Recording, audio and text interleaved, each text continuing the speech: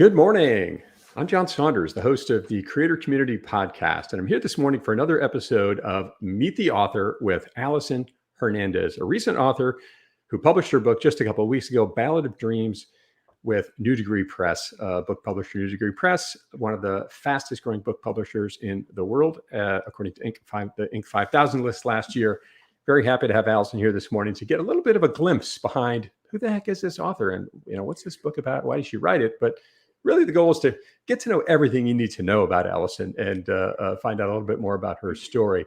Allyson also had a recent episode on the New Degree Press podcast. It's called The Creator Community. It's available on YouTube with video and wherever you consume podcasts out there, Apple, Spotify, what have you. But it's available. It's out there today to get much more deeper into the story. But today we're just going to give you a quick glimpse into Allyson and her story and her book, Ballad of Dreams, available now wherever you buy books online. And if I saw correctly, Allyson, already a top seller in a couple different categories. Is that right? Yeah, it's the #1 new release in musicals on Kindle. Very nice. And by the way, welcome. Great to see you this morning. Thank you. Thank you. Are you staying warm?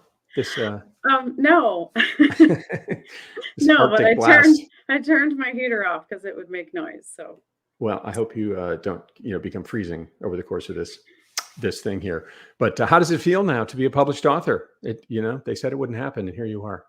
It is. It's amazing. It's an amazing accomplishment. I'm going to show you my book. Baby is in my hand. Wait, here we go. There she is. She's so pretty. Yeah, I think holding it for the first time was really the moment that it really felt real. And it was a really emotional moment that I posted on all socials, but it really was like meeting like my third child. You're like, wow, maybe a longer gestational period to like cook it, less painful, but still very emotional and really proud of how she turned out. I finally got a girl. I have all boys at home. So my book is a daughter. There we go. That's my daughter. That is amazing. I did see your box opening video on, I think it was on Instagram, and oh my gosh, it was a pretty moving moment you put out there and a very authentic moment. I appreciate you sharing that with everybody. That was really cool. Thank you. It was scary to share it, but that's what this whole, becoming an author is about, right? Just being vulnerable and putting yourself out there and putting your creation out into the world. That's part of the fun. You have a background in creating, right? Having done some acting work before you got into corporate America. Is that right? Yes. And yes. You kind of left that alone for a little while and you said, but maybe I should try that again. Am I getting the story right here? Oh yeah, you got it right.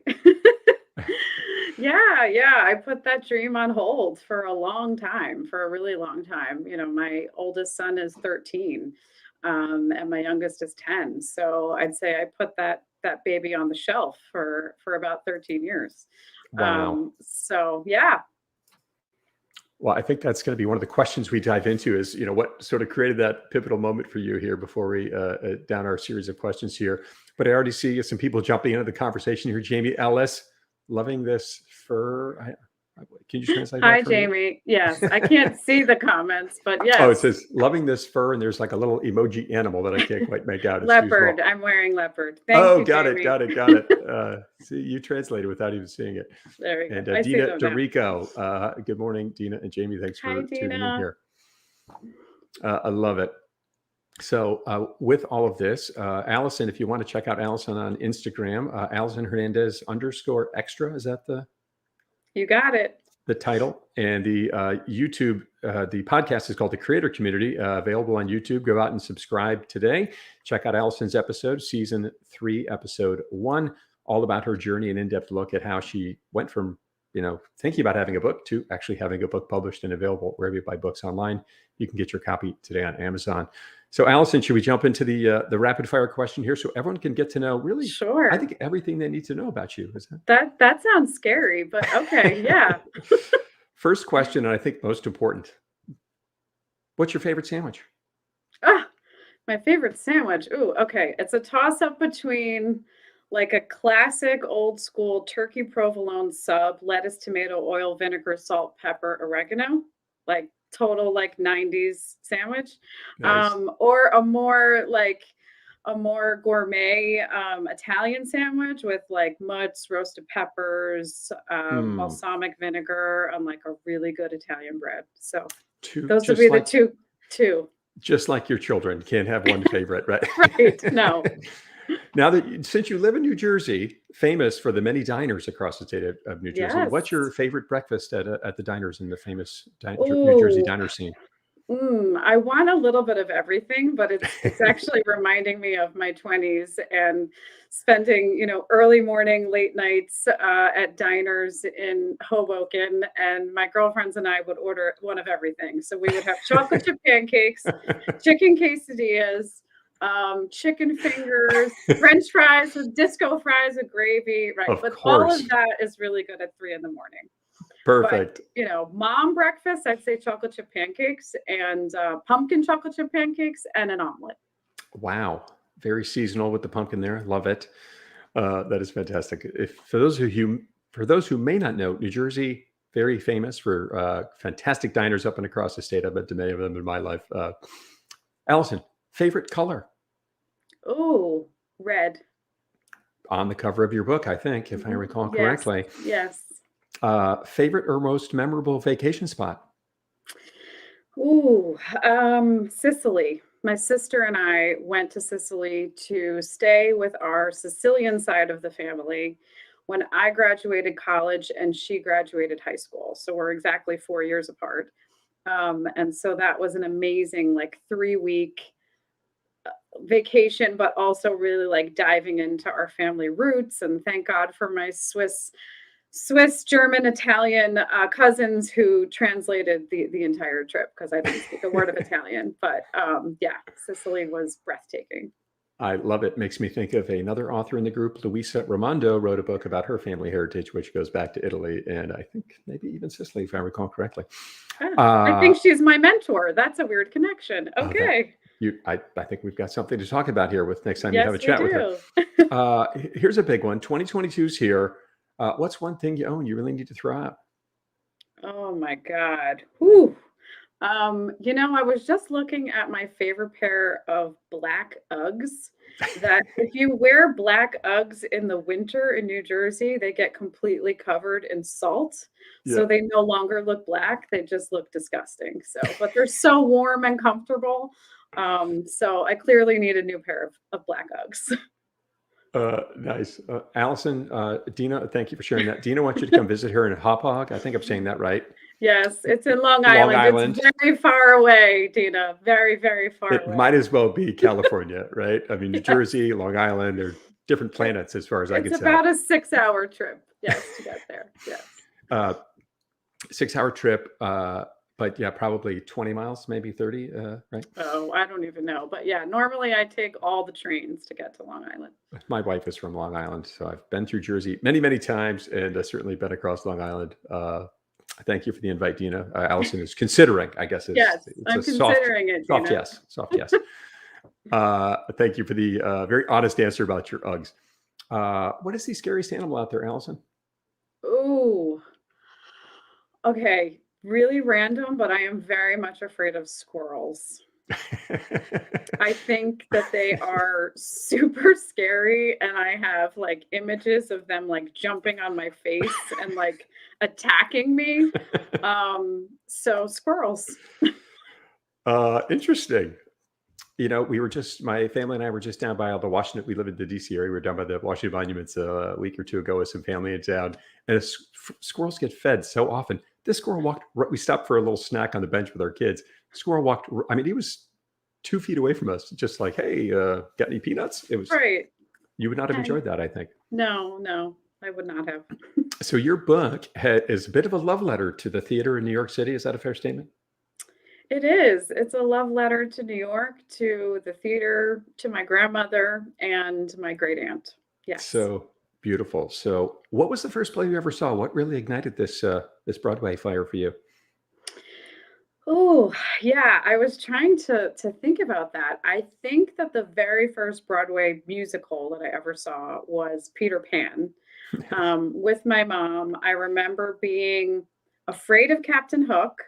but completely enamored by Sandy Duncan, who was flying through the air. I don't exactly want to fly, but I was like, wow, yeah, I want to be up there doing that. I love it. And now that you've had a bit more, now that you've gotten a few more Broadway musicals under your belt, what would be your, one of your favorites out there?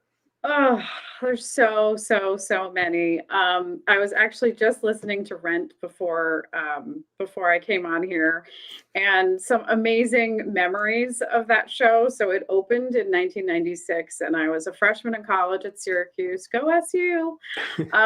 And all of my like theater BFFs, we went to New York during Christmas vacation and slept on the street of New York to get front row $20 tickets.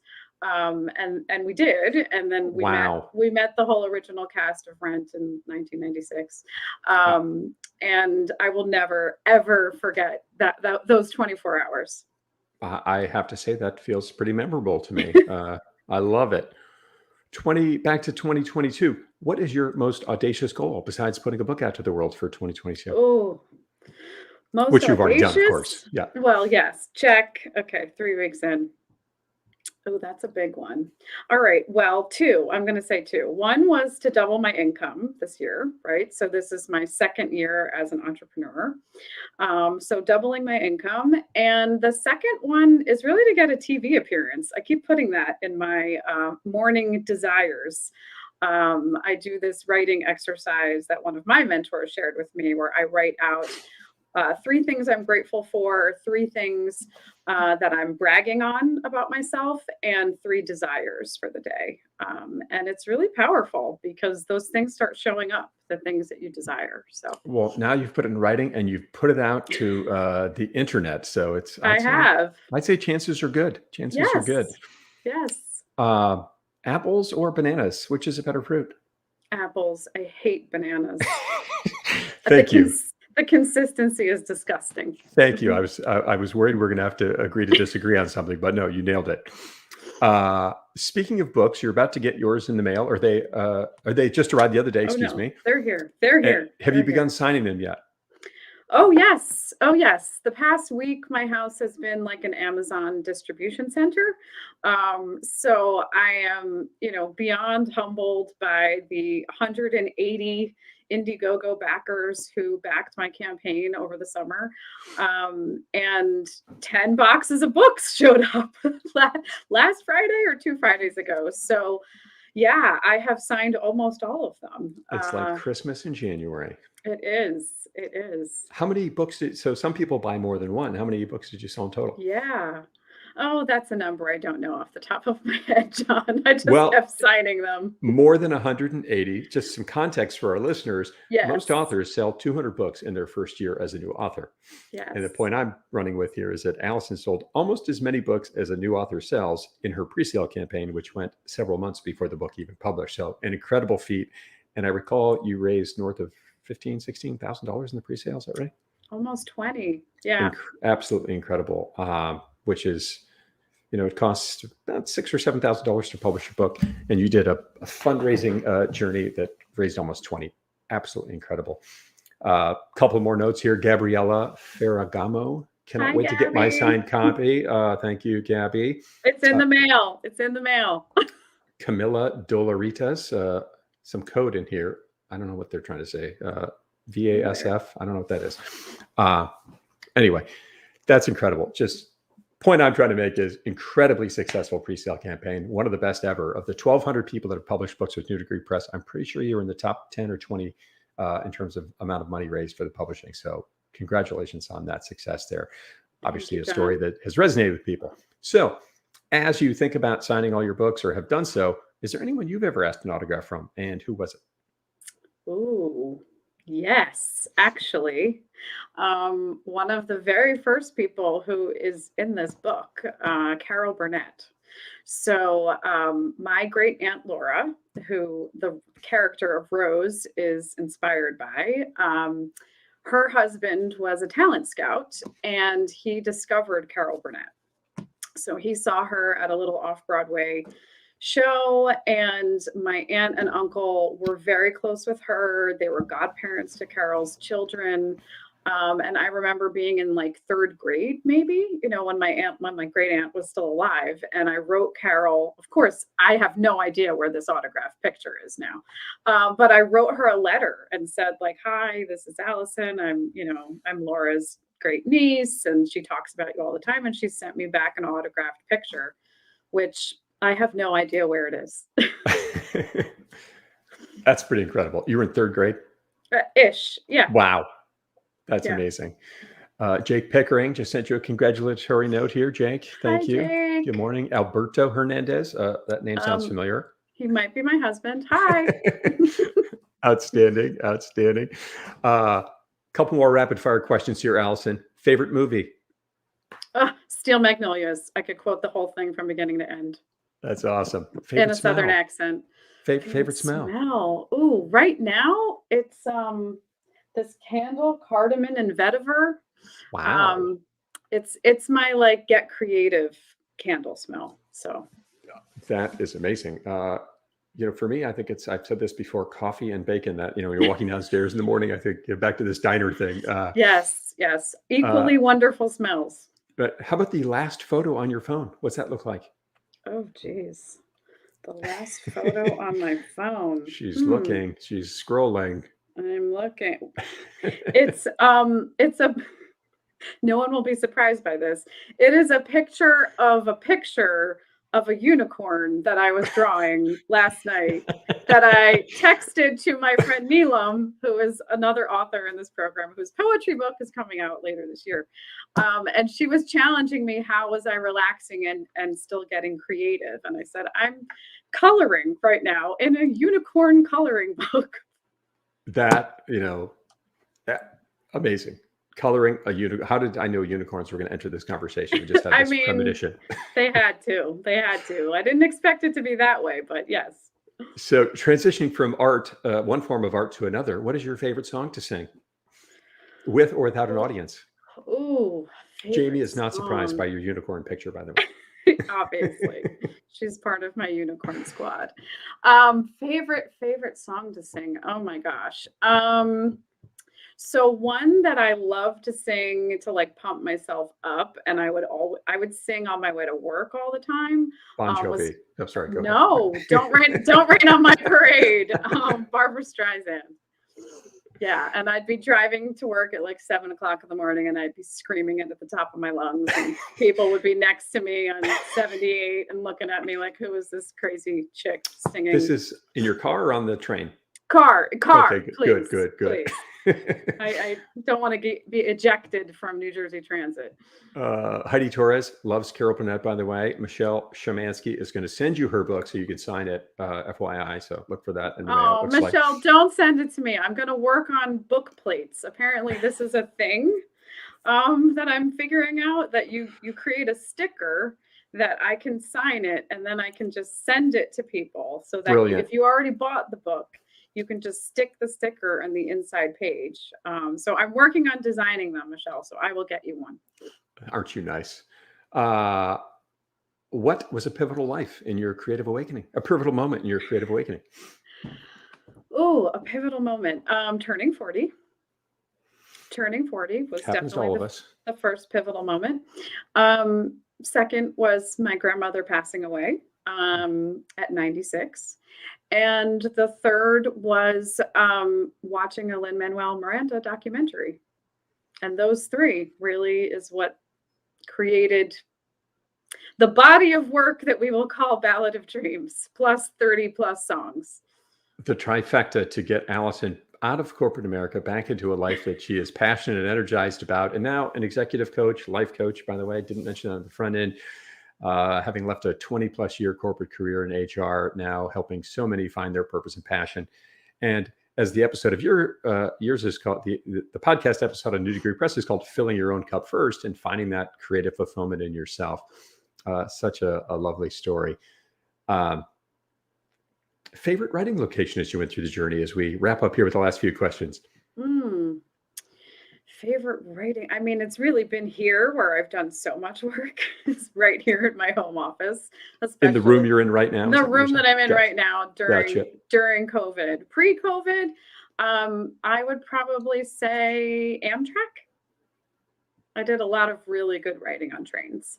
Wow, Yeah. that's impressive.